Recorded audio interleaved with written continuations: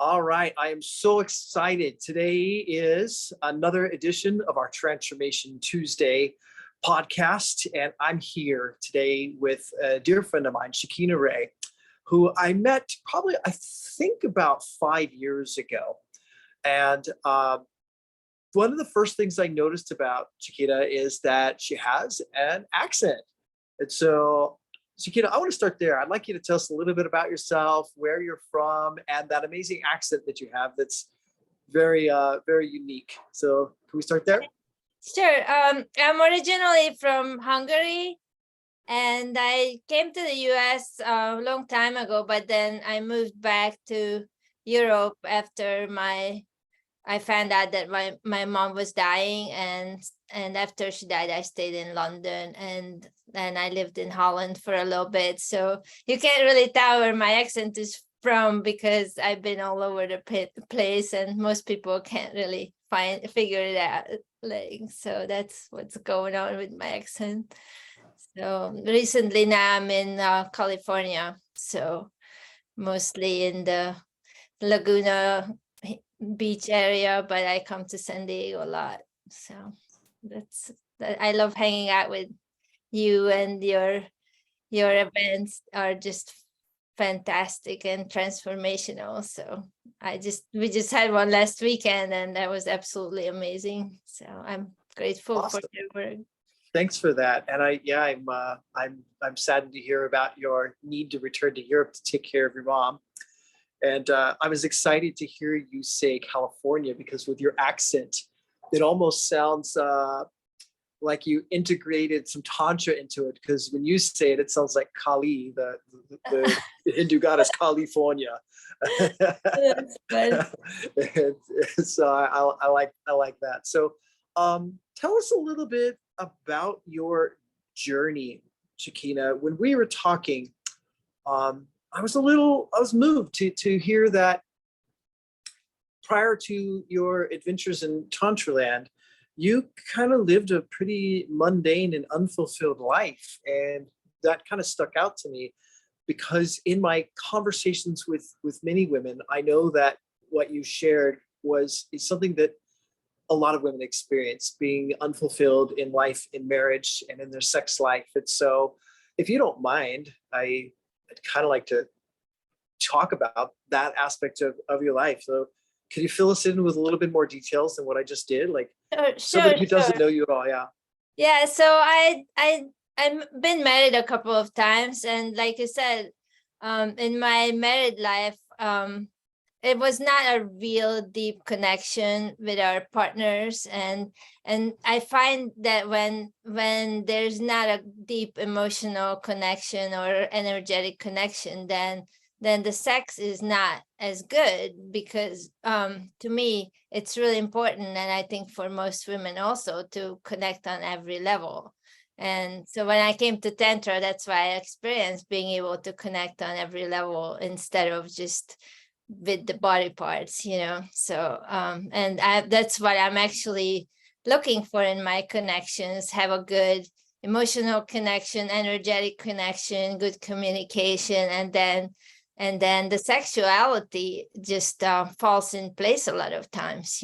There's a lot of times it's not about the technique, but it's about being understanding and connecting, and be in the same vibrational frequency with your partner. I like that. I like that a lot.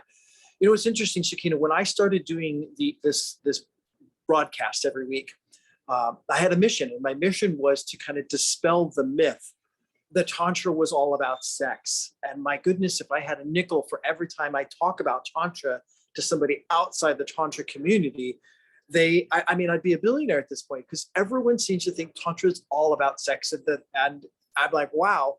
And I think the truth of the matter is that there is definitely a sexual component to Tantra. In fact, what I've uncovered is that Tantra is the only philosophy in the world that encompasses all aspects of our humanness, including that of sexuality.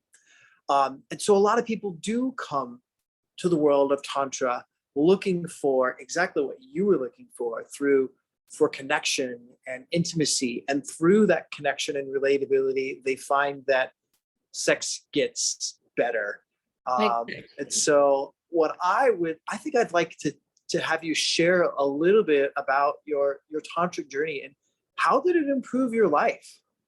Well, it's really funny that you mentioned Tantric Journey, because that was the name of the place where I took my first Tantra class, Tantric Journey in London. But yeah, to me, what how I started is I did a lot of energy healing and taught a lot of energy healing. And then I met somebody who I thought it was a date, but then it turned out that it wasn't a date. But then we talked about our experiences with energy healing, and he told me that he was a tantra practitioner, and I had no idea what that was.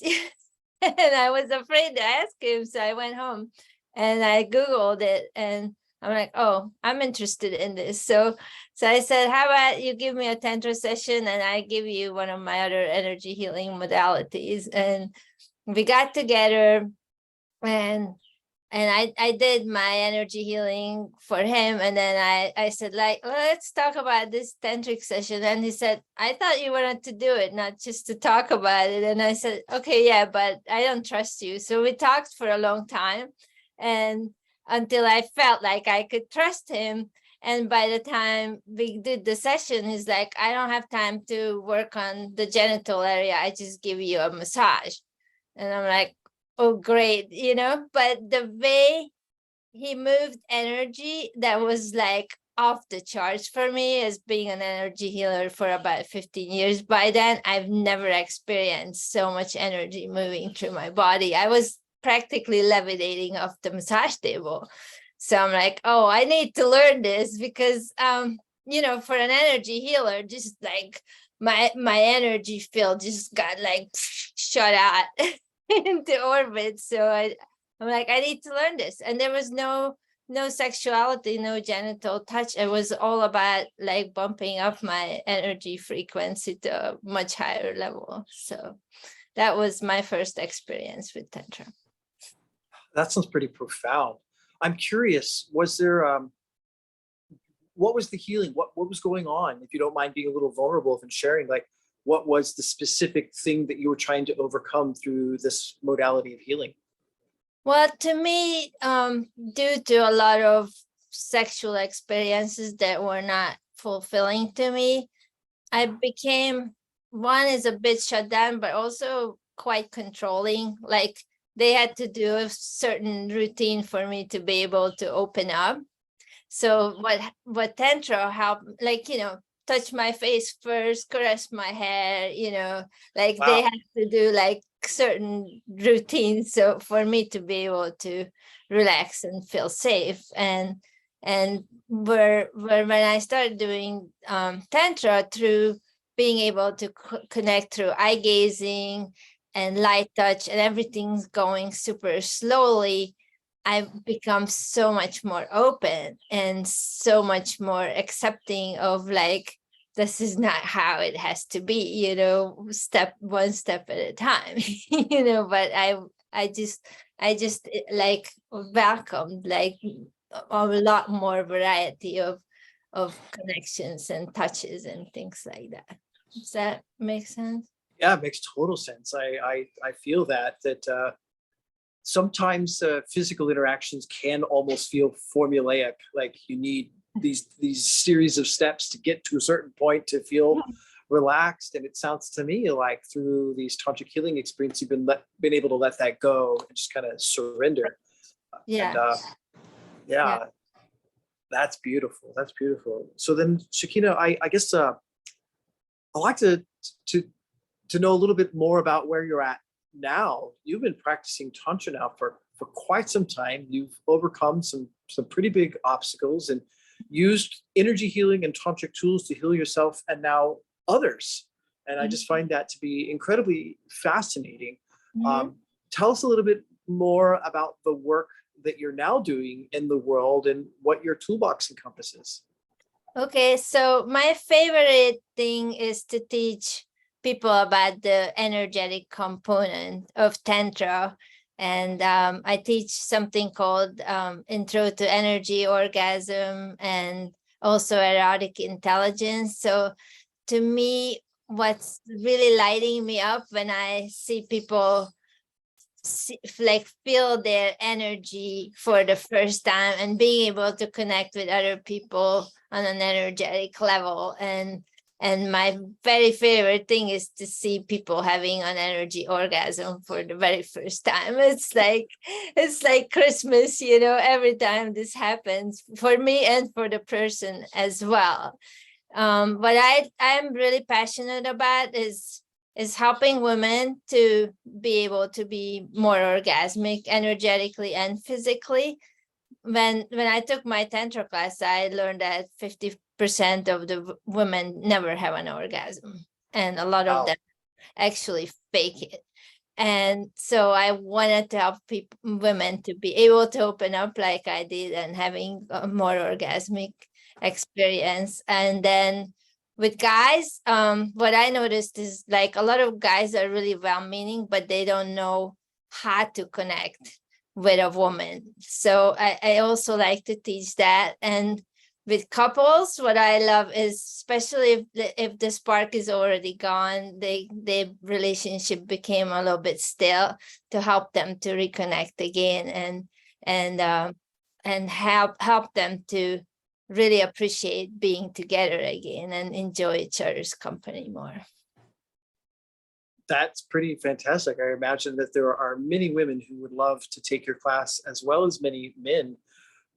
Considering that I also work with primarily men, I would have to agree with you that unfortunately a lot of men don't understand the art of connection and seduction and Right. what you're calling erotic intelligence. Yes.